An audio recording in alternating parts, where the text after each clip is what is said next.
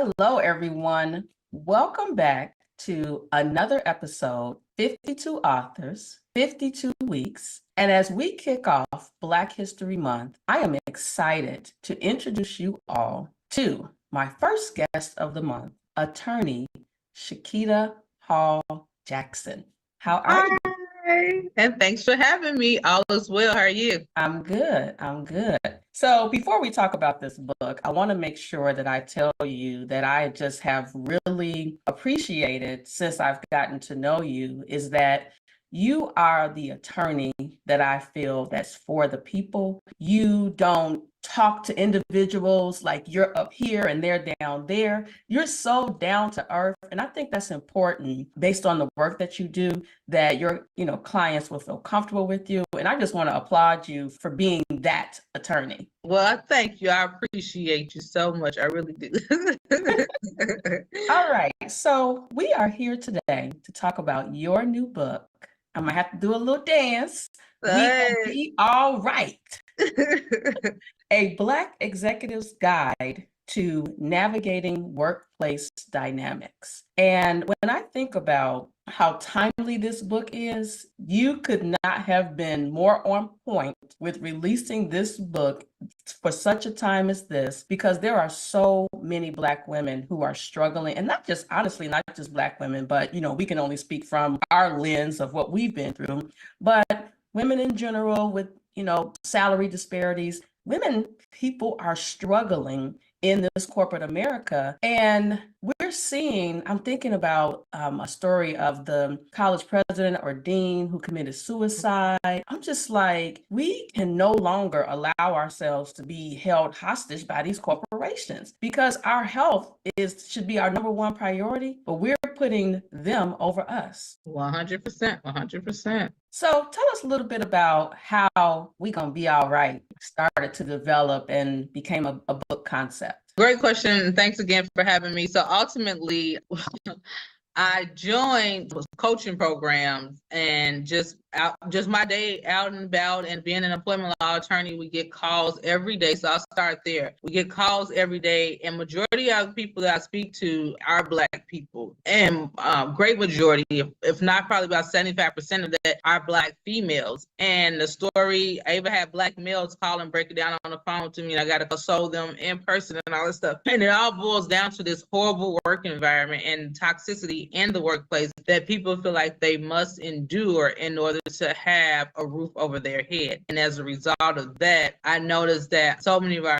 people are suffering. But also a lot of times they do not have enough to have a legal claim that will have standing in court and will allow them to have a victory. And so that was the frustrating part. And then secondly, when I did join coaching programs and getting exposure to other entrepreneurs, I was hearing the same stories about people starting their entrepreneur journey, and majority Black women who will probably not qualify for loans, but the story was pretty much the same across the board. I was so frustrated at the way I was treated. I had this particular incident happen to me where I kind of broke, and now I exit this place without a severance. I exit this place without security for my family, without my answer to what is next. And as a result, I'm here now struggling as a business owner, trying to find out how can I at least, what I used to make in corporate, how can I make sure my bills are paid monthly? And it was this sign that me as an attorney fighting on behalf of workers, getting settlements and getting verdicts is not enough. We need to go out and help these people and equip them with the knowledge and skills that they need to navigate the workplace so they can stay and take advantage of the education and skills that they got and retained over these years so they can thrive in the workplace. I love it. So in your book on page 150, you talk about how mentorship and coaching can be transformative. And you and I both know that is without saying it, but not just coaching and mentoring, but community. You need to connect with individuals that are like-minded, where it's not a competition.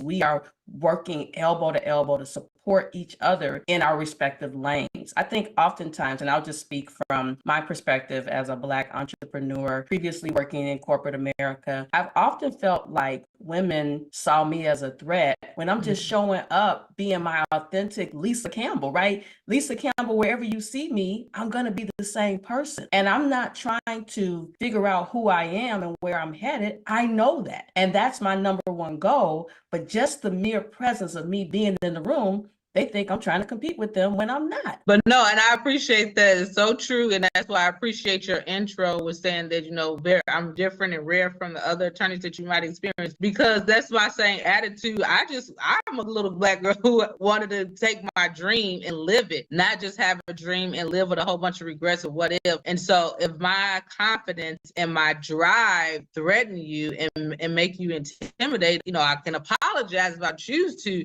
but that has nothing to do with me. I'm the same, like you said, the same person, regardless of what room I enter into. I love it. I mean, again, that's so important. I personally have dealt with attorneys for when I was getting guardianship of my daughter, when she aged out.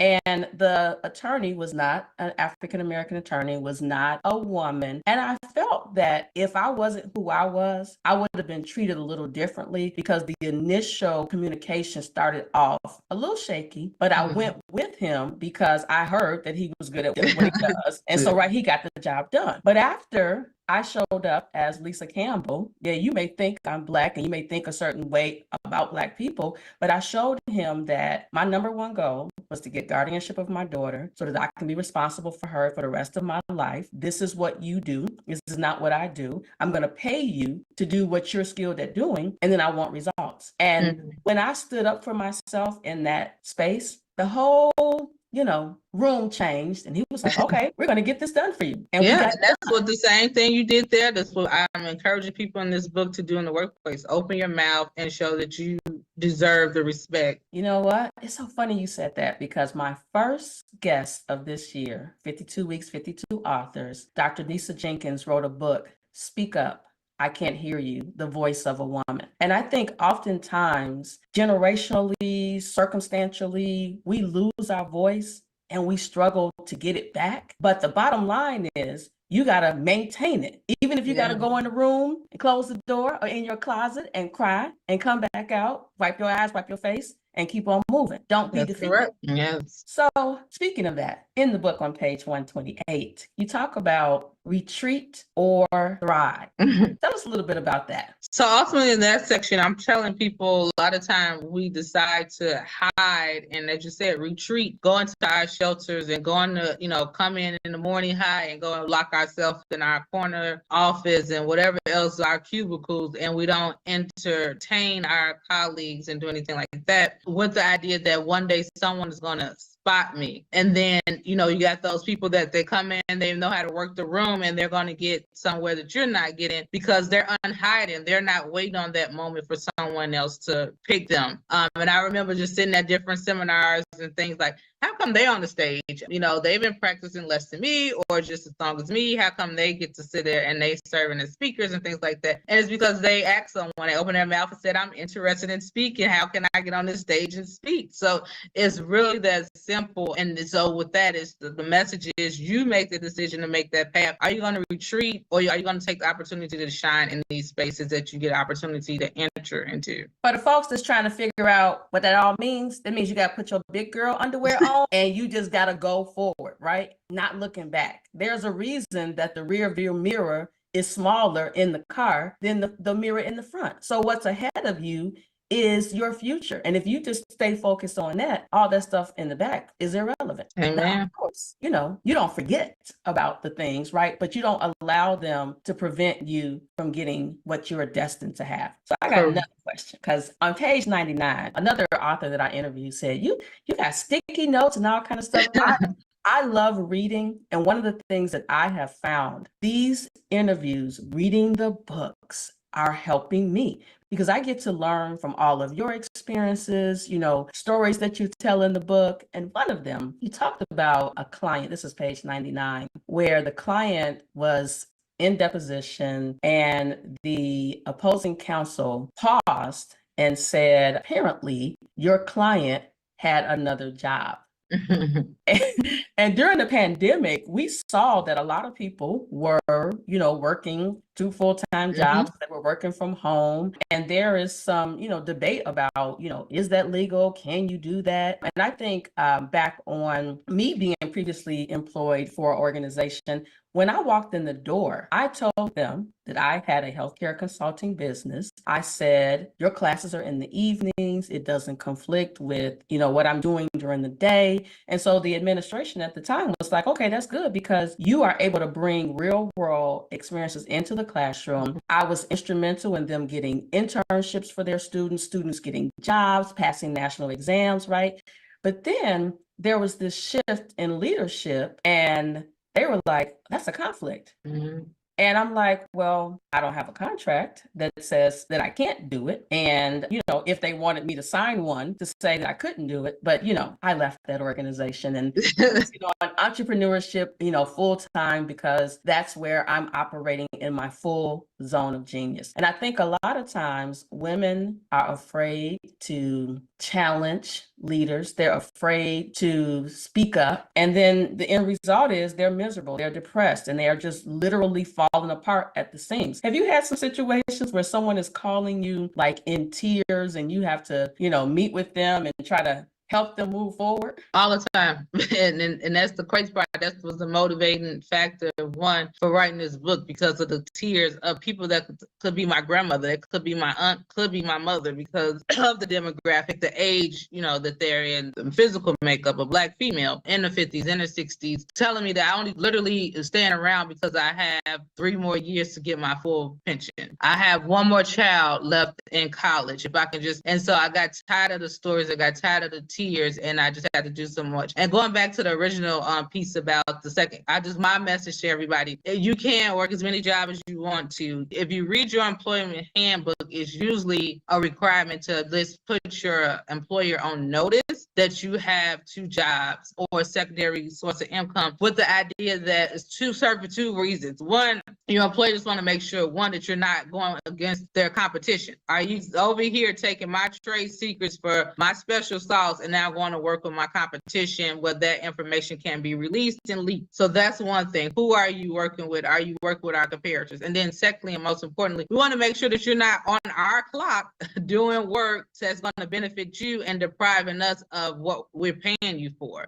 And so it's usually about the knowledge. And a lot of people are failing to inform their employer. And so I got a lot of calls with this PPP stuff recently, solely because people have failed to put their employer on notice that they had a secondary source of income, a secondary employment, and therefore they want to know, how did you even qualify for the PPP loan if we were paying you to be here, whether that was virtually or not? And so a lot of people just, and like I tell people all the time, your employer can't get rid of you for fraudulently engaging in PPP loan, is that's what you did. But what they can get you on, because one, I'm gonna make that clear, that's a federal crime. So if the federal government want to bring charges against you, that's their right. But as far as your employer, the only authority they have over you is whether or not you actually inform them of your secondary employment. And if that's what they can only find basis to get rid of you, fraud part is none of their business.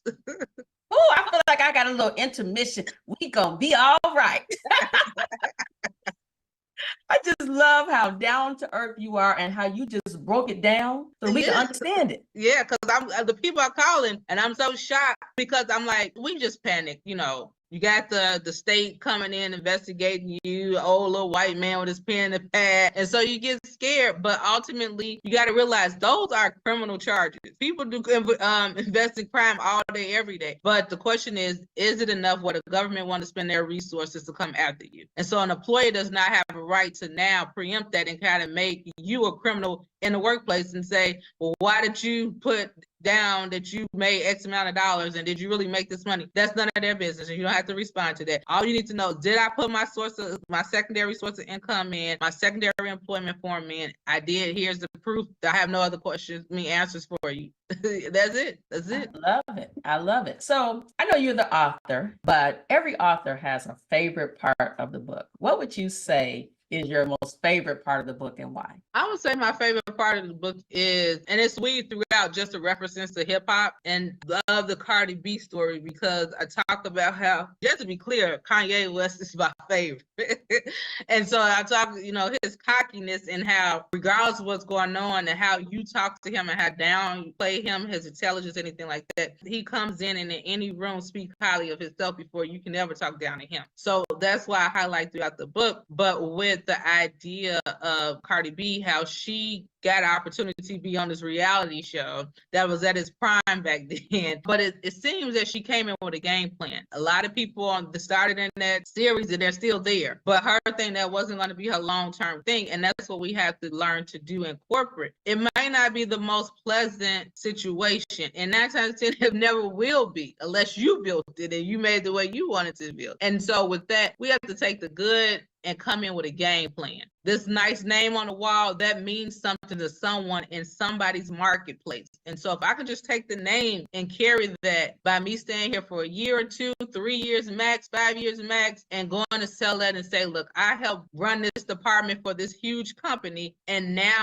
my stock value, when I go pitch myself in the marketplace by putting my resume on LinkedIn or wherever else, has just went up because I utilize this name. We have to carve out a game plan and not just start taking jobs because it's a job. We're taking jobs because it's some money that I never seen before, or this enough to get me through to pay my bills and give me a little money to go to brunch on Sunday with my homegirls. No, we have to think bigger than the money, and what can this name of this brand and this role and title that I take on, what can that do for me in the future? And that's what it's all about. And that's the story that I love the most throughout this book. Now, I have to tell you, I'm a little older than you. And so some of the names, I was like, who is this person? Because I don't know who this person is. So it was educational for me as well, because I'm not well versed in all of the hip hop artists.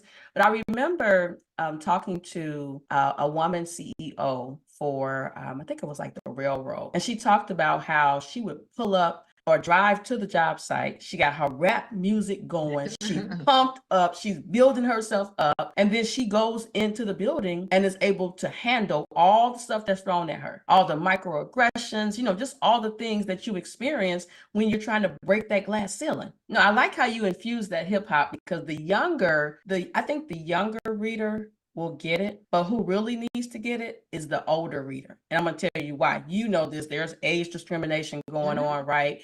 And I remember my parents instilling in me the mindset that you get this job and then you work it till you die. That's not sustainable for today.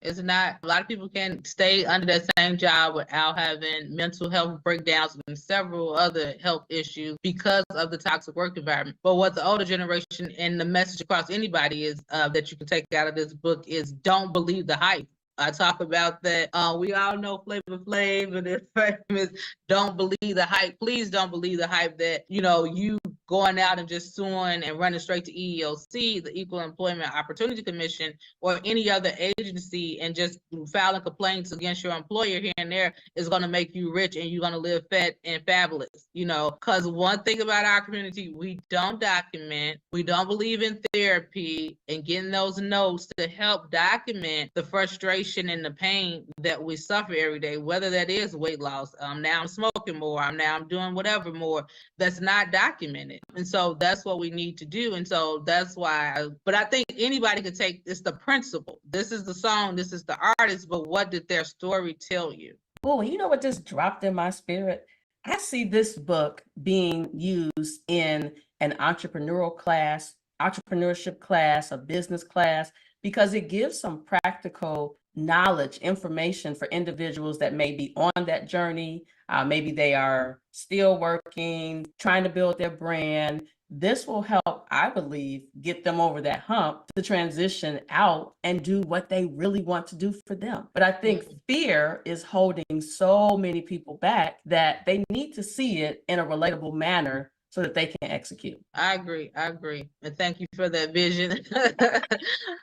I definitely will run with it. But no, I do think I did a few book tours, and I will pick that up soon. But I was talking to some young people who I was in college, or I've just started my first job.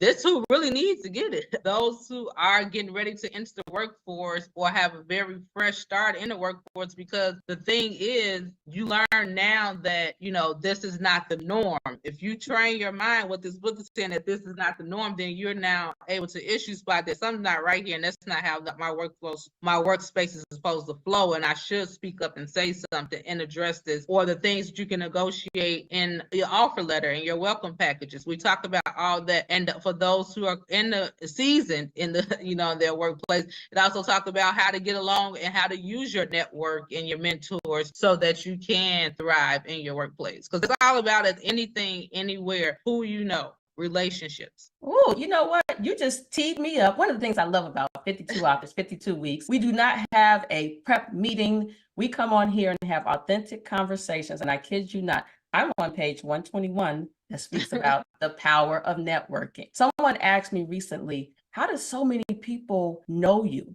Because I get out and network. And if you can get one contact, one takeaway from any event that you attend, that's moving you further in the direction of where you're trying to go. But you got to put yourself out there so people know who you are and who you serve. Yeah. And that's the biggest thing that I took away over these last 2 years is unhiding. We all get frustrated, rolling our eyes. We see the same person on social media dropping they announcements. This is happening, that's happening. I got featured here that I'm doing this. But the key thing is they're unhiding. They're waving their hands. They're going into meetings. They're networking with people and making it happen.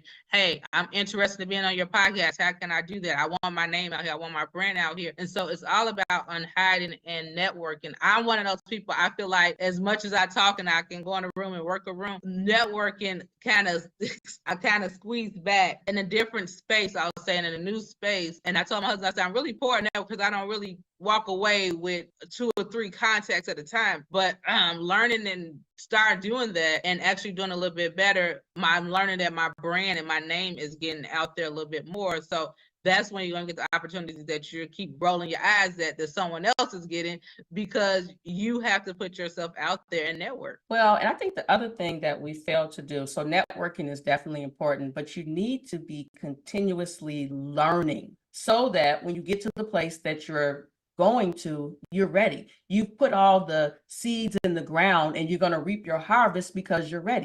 So when you're in those rooms, one of the things I do, I try to find something to take away.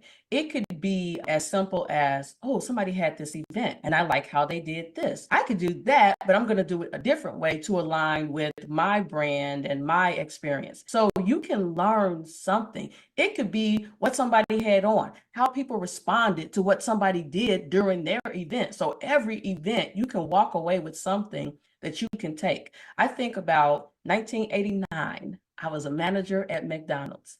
And there are so many skills that I use today that I learned then. I know how to manage people, processes, resources, and all of that was from McDonald's. I have to believe it. Because you know what? They have a system, right? And so their system's been in place for years and they have perfected it over the years. And so I can't believe it. That's why I tell people, don't shy away allowing your teenagers to go and work at, the Walmarts and stuff like that as a teenager and early adulthood, because those are, especially if you want to run into entrepreneurship, it shows you the skills, the customer service and the customer experience you need so that when you become a boss, you know how to do it. And I think that's another reason why I might be down to earth compared to someone else, because I actually used to work at Factory Card Outlet and customer service was my top priority. I wanted people to walk away and smile and not pick up what's corporate number and things like that. And so that carried over to when I started entrepreneurship. How can I now treat people and systems in my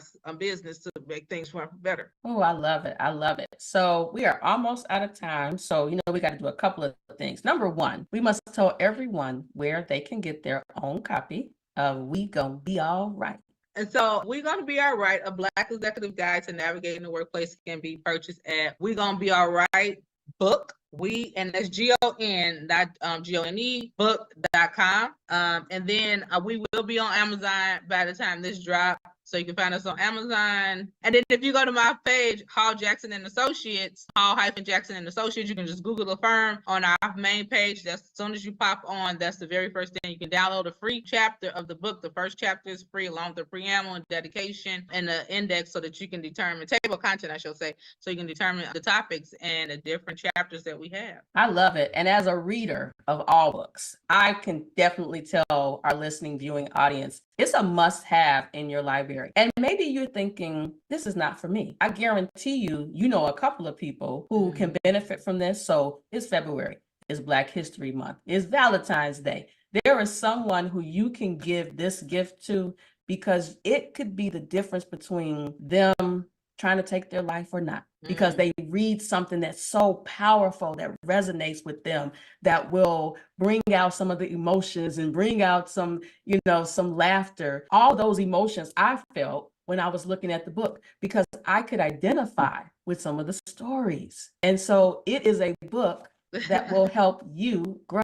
So I want to tell you again, I always appreciate having the opportunity to connect with you. You know, I wanted to be a lawyer back in the day, but at the young age of 50, I'm thinking I'm not going to do that. I'm going to just focus on my Growth Motivator brand. But it is has been a pleasure to hear from you, hear about the book. We'll be making sure that the viewers can see websites and all of those things that you mentioned going across the screen, so that they can place their order today. Yes, ma'am. Thank you for having me. I appreciate it. And it's always a pleasure to talk to you. I love your energy. Thank you so much. And people, remember, nothing else. We're gonna be all right. It's tough out there, but we're gonna be all right.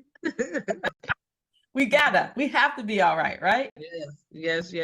All right. Thank you so much. And then there's 35 seconds. I wanted to say the ultimate legacy is my now 3-year-old. She'll be 4 in February. And the goal is to disrupt this toxic work environment, that this is the norm before she turns 18, because that's when she'll be starting entering the workforce. So please support the vision and the baby of having work-free harassment and discrimination. I love it. I love it. Thank you. Thank you for having me. All right, everybody. This has been another episode of 52 Amazing Authors, 52 Weeks. I'll see you next week.